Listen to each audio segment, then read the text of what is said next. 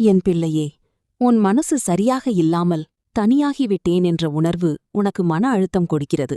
இதையெல்லாம் நான் பார்த்து கொண்டுதான் இருக்கிறேன். நீ வெளியில் எதுவும் சொல்லாமல் உள்ளுக்குள் எவ்வளவு துன்பம் சுமக்கிறாய் என்பதையும் நான் அறிவேன். ஆனால் கேள், இது உன் வாழ்க்கையின் முடிவு அல்ல. இது ஒரு கடினமான கட்டம் மட்டும்.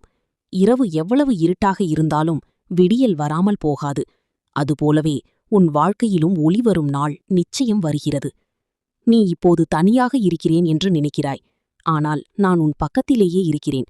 நீ அமைதியாக அழும் ஒவ்வொரு நொடியும் நான் உன்னுடன் இருக்கிறேன். நீ விழுந்த இடத்திலிருந்து எழுப்புவதற்காகவே நான் காத்திருக்கிறேன். நீ உன்னை குறை சொல்லாதே. உன் நேரம் வரும்போது உன்னை யாராலும் தடுக்க முடியாது.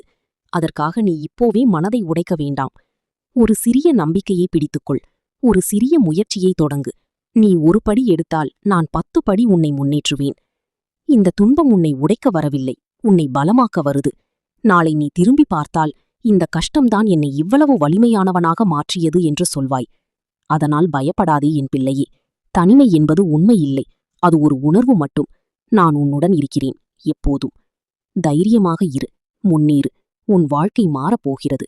நான் உன்னை உயர்த்தாமல் விடமாட்டேன். யாமிருக்க பயமேன் குழந்தையே. தாம்.